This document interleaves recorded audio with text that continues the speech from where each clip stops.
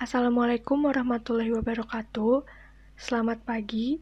Kami dari Praktikan Mikrobiologi Pertanian kelompok 8 akan mempresentasikan mengenai modul 6, yaitu pengendalian mikroba secara biologis.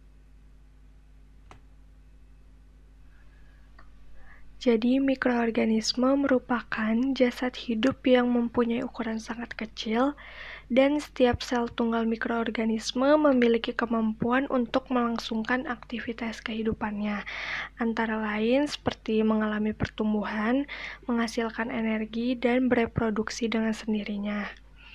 Seperti yang kita tahu bahwa terdapat 4 fase kurva pertumbuhan mikroorganisme, yaitu fase lag, fase log, fase stasioner, dan fase kematian. Namun, pertumbuhan mikroorganisme yang cenderung berdampak negatif juga banyak, maka dari itu diperlukan pengendalian dari pertumbuhan mikroba tersebut.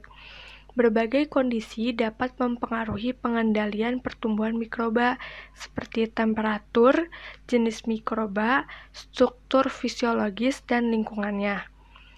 Adapun alasan utama untuk dilakukannya pengendalian organisme tersebut, yaitu mencegah penyebaran penyakit dan infeksi, membasmi mikroorganisme pada inang yang terinfeksi, serta mencegah pembusukan dan perusakan bahan oleh mikroorganisme tersebut.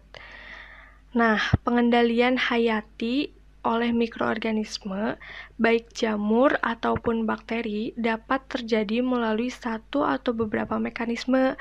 Contohnya adalah antibiosis, kompetisi, hiperparasit, dan memacu pertumbuhan tanaman itu sendiri. Lebih lanjutnya akan kita bahas. Tujuan dari percobaan kali ini meliputi menentukan daya hambat bakteri antagonis terhadap pertumbuhan Fusarium sp dan Ganoderma sp, menentukan daya hambat fungi antagonis terhadap pertumbuhan Fusarium sp dan Ganoderma sp, dan menentukan daya hambat bakteri antagonis terhadap mikroba penyebab penyakit pada Solanum tuberosum atau kentang. Sementara hipotesis dari percobaan kali ini meliputi zona hambat yang dihasilkan oleh Bacillus subtilis terhadap pertumbuhan Fusarium sp adalah 13 mm, sedangkan terhadap pertumbuhan Ganoderma sp adalah 8,6 mm. Zona hambat yang dihasilkan oleh Trichoderma sp terhadap pertumbuhan Fusarium sp adalah 1,5 mm, sedangkan terhadap pertumbuhan Ganoderma sp adalah 1,35 mm. Dan zona hambat yang dihasilkan oleh Bacillus subtilis dan Pseudomonas fluorescens terhadap penyakit busuk lunak umbi kentang adalah 7 mm. Cara kerja yang pertama yaitu pengendalian fungi patogen dengan mikroba antagonis. Cawan Petri dibagi menjadi 2 bagian, diberi tanda nama fungi patogen dan bakteri antagonis. Pada fungi antagonis, diinokulasikan dengan metode tanam, sementara pada bakteri antagonis, diinokulasikan dengan metode gores lurus. Dilakukan inkubasi selama 1 minggu. Pengukuran zona hambat dilakukan pada hari ke-4 dan hari ke-7. Cara kerja berikutnya, yaitu pengaruh bakteri antagonis terhadap mikroba tanaman. Bagian buah yang busuk dipotong secukupnya, lalu dimasukkan ke dalam tabung reaksi berisi 9 mili NaCl. Dilakukan resuspensi dengan mikropipet. Cawan Petri dibagi menjadi 2 bagian dan tandai sesuai nama kultur. Sampel buah busuk dan bakteri antagonis diinokulasikan pada plat Na dengan metode gores lurus. Pengukuran zona hambat dilakukan pada hari ke-4 dan hari ke-7. Pada modul pengendalian mikroba secara biologis, hasil pengamatan diganti menjadi mencantumkan agen hayati yang dapat bermanfaat untuk bidang rekayasa pertanian. Dan pada slide ini dan slide berikutnya, tercantum hasil ulasan yang dilakukan oleh masing-masing anggota kelompok kami.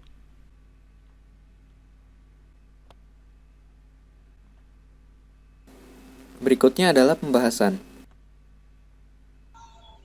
Pengaruh agen hayati terhadap pertumbuhan Fusarium dan Ganoderma. Bakteri yang digunakan adalah Bacillus subtilis. Zona hambat yang terbentuk oleh Bacillus subtilis terhadap pertumbuhan Fusarium adalah 13 mm, sedangkan terhadap pertumbuhan Ganoderma adalah 8,6 mm. Bacillus subtilis lebih efektif mengendalikan pertumbuhan Fusarium dibanding Ganoderma karena bakteri Bacillus subtilis telah teruji secara in vitro mampu menekan perkembangan Fusarium. Mekanisme pengendalian. Yang pertama ada antibiosis, yaitu mekanisme antagonis dengan menghasilkan metabolit sekunder berupa antibiotik atau senyawa mirip antibiotik seperti enzim pelisis, senyawa yang mudah menguap, siderofor, dan substansi toksik lainnya. Yang kedua ada kompetisi, yaitu mekanisme penekanan aktivitas patogen oleh agen hayati terhadap sumber-sumber terbatas seperti zat organik, zat anorganik, ruang, dan faktor-faktor pertumbuhan lainnya. Yang ketiga ada hiperparasit, yaitu mekanisme antagonis dengan memarasit miselium cendawan lain dengan menembus dinding sel dan masuk ke dalam sel untuk mengambil zat makanan dari dalam sel sehingga sel akan mati. HIV antagonis dapat tumbuh dalam HIV patogen. Selanjutnya yaitu pengaruh fungi antagonis terhadap pertumbuhan Fusarium sp dan Ganoderma sp. Dalam tabel 2 memuat zona hambat Trichoderma sp terhadap pertumbuhan Fusarium sp menurut Lelana et al. 2005 yaitu sebesar 1,5 mm. Sedangkan zona hambat Trichoderma sp terhadap pertumbuhan Ganoderma sp menurut Dendang 2015 yaitu sebesar 1,35 mm. Hal tersebut menunjukkan bahwa Trichoderma sp lebih efektif mengendalikan pertumbuhan Fusarium sp dibanding Ganoderma sp. Fungi antagonis Trichoderma sp telah teruji secara in vitro mampu menekan perkembangan Fusarium sp. Berikut merupakan zona hambat oleh fungi antagonis Trichoderma sp terhadap Fusarium sp yang ditunjukkan pada gambar A dan zona hambat Trichoderma sp terhadap Ganoderma sp yang ditunjukkan pada gambar B. Interaksi mikroba antagonis dengan mikroba patogen menurut Suharna 2003 ada 3, yaitu kompetisi, antibiosis, lisis, dan vakuolasi. Kompetisi yaitu adanya penguasaan ruang maupun nutrisi yang menimbulkan zona bening oleh mikroba antagonis pada masa inkubasi. Yang kedua yaitu antibiosis, yaitu adanya senyawa atau zat metabolit sekunder yang mampu menghambat pertumbuhan patogen serta menghambat produksi konidia dari patogen. Dan yang ketiga yaitu lisis dan vakuolasi, yaitu adanya aktivitas enzimatik oleh mikroba antagonis menyebabkan mikroba patogen mengalami lisis maupun vakuolasi. Selanjutnya yaitu pengaruh bakteri antagonis terhadap mikroba penyebab busuk pada kentang, bersumber dari Javandira dan kawan-kawan tahun 2013. Penyakitnya yaitu busuk lunak umbi kentang yang disebabkan oleh Edwina carotophora dengan bakteri antagonis Bacillus subtilis dan Pseudomonas fluorescens yang menghasilkan zona hambat sebesar 7 mm dengan mekanisme hambat berupa kompetisi dan antibiosis. Bacillus subtilis dan Pseudomonas fluorescens mampu mengendalikan bakteri Edwina carotophora dengan menghasilkan senyawa antibiotik sehingga merusak fungsi perlindungan dari membran sel bakteri Edwina carotophora. Bacillus subtilis menghasilkan beberapa senyawa antibiotik seperti bacitracin, bacillin, bacillomycin B, divisidin, oksidivisidin, lecitinase, dan subtilisin. Sedangkan Pseudomonas fluorescens memproduksi senyawa antibiotik piulothiorin, oomycin, penazin 1-carboxylic acid, atau 2,4-difluoroglucinol. Senyawa antibiotik yang dihasilkan akan merusak membran sel sehingga mengakibatkan penyusutan pada sel dan menyebabkan sel bakteri Edwina carotophora kehilangan air dan mengalami plasmolisis. Senyawa antibiotik tersebut juga merusak dinding sel bakteri patogen, sehingga aktivitas metabolisme bakteri patogen menjadi terganggu dan menyebabkan sel bakteri patogen akan mati. Pengaruh senyawa antibiotik memiliki peran dalam proses sintesis protein sel. Sintesis protein sel dapat terhambat bila terkena senyawa antibiotik, sehingga sel akan rusak dan tidak dapat melakukan sintesis protein. Berikut adalah ilustrasi zona bening yang dihasilkan Bacillus subtilis dan Pseudomonas fluorescens terhadap pertumbuhan Edwina carotophora, diambil dari sumber yang sama. Kemudian untuk mengendalikan mikroorganisme patogen dapat juga digunakan agen pengendali hayati lain. Di sini contohnya adalah tanaman kangkung. Karena ekstrak daun kangkung terbukti dapat mengendalikan penyakit busuk buah yang diakibatkan karena fusarium pada tanaman kentang ataupun pada tanaman tomat. Kangkung sendiri memiliki sifat antitoksik dan penenang sehingga dapat dimanfaatkan sebagai agen biofungisida. Kemudian karena kandungan antioksidan serta alkohol larutnya yaitu sebesar 21,92%. Adanya pengaruh residu yang menimbulkan efek alelopati dan mampu menghambat pertumbuhan cendawan atau mikroba lain. Daun kangkung juga mengandung flavonoid sebesar 37,6% yang merupakan senyawa fenolat terhidroksilasi dan mampu memberi respon terhadap infeksi mikroba patogen. Kemudian didapatkan informasi bahwa daya hambat dari ekstrak batang kangkung sendiri adalah 3,4% hingga 8,67%. Sedangkan daya hambat dari ekstrak daun kangkung adalah 13,74% hingga 45,55%. Mekanisme pertahanannya adalah dengan mengeluarkan senyawa peptida, protein, flavonoid yang dapat menghambat pertumbuhan dari mikroorganisme patogen.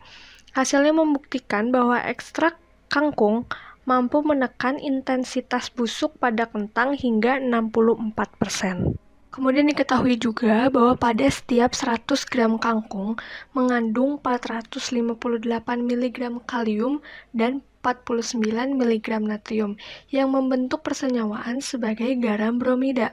Hasil analisis diketahui bahwa tanaman kangkung mengandung senyawa aktif fitokimia seperti fitosterol dan karoten yang diperkirakan memiliki efek antioksidan, sedatif atau penenang, anti kanker, antimikroba, serta anti jamur. Kemudian terdapat juga natrium silikat sangat kuat menghambat perkecambahan spora dan pertumbuhan Mycelium fusarium berupa penebalan dinding sel hifa dan distorsi sel. Seperti yang dilihat bahwa gambar sebelah kiri adalah kontrol, yaitu fusarium tanpa diberi oleh ekstrak daun kangkung, sedangkan gambar sebelah kanan merupakan fusarium yang diberi ekstrak daun kangkung. Maka dalam uji in vitro, ekstrak daun kangkung konsentrasi 20% dapat menekan pertumbuhan koloni fusarium. Hal ini menunjukkan bahwa ekstrak daun kangkung konsentrasi 20% mempunyai potensi sebagai biofungisida untuk mengendalikan pertumbuhan fusarium. Dalam pengujian in vitro juga, ekstrak daun kangkung konsentrasi 20% mampu menunjukkan daya hambat dan masa inkubasi yang lebih lama dibandingkan dengan kontrol negatif. Adapun agen pengendali hayati lain yang dapat dimanfaatkan misalnya adalah Pseudomonas fluorescens yang dapat bersaing untuk mendapatkan nutrisi dan mengeluarkan senyawa antibiotik seperti pioloteorin, oomycin, penazin yang mampu merusak membran sel bakteri patogen akibat dari proses metabolisme yang terganggu karena senyawa antibiotik yang akan mengacaukan proses sintesis protein sel. Kemudian Pseudomonas juga mampu meningkatkan ketahanan tanah terhadap patogen dan meningkatkan kandungan senyawa pertahanan tanaman yang meningkatkan metabolisme tanaman akibat infeksi dari patogen, sehingga menimbulkan peningkatan aktivitas dari PAL atau penilanin amonia liase. Selain itu, Pseudomonas fluorescens juga dilaporkan mampu menghasilkan metabolit sekunder antara lain siderofor, pterin, pirol, dan fenazin. Siderofor sendiri dikenal bahwa memiliki kemampuan untuk fungistatis.